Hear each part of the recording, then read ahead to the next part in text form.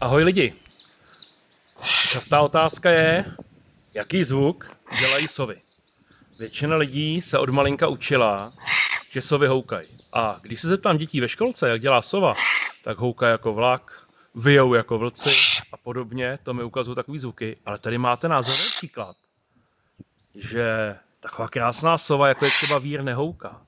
Nebo, abych nelhal, ona houká a dělá taková ale je to v době toku. A ono totiž to houkání u sov není tak běžná věc.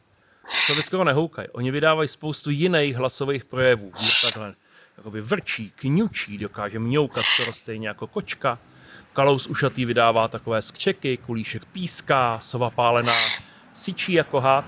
No a vlastně sova, která houká nejvíc, je puštík. To je taková ta sova, kterou všichni dobře znají, je to hrozárka z Popelky. No a tady je jenom názorný příklad toho, tedy jak naše sibirka vydává takové skřeky.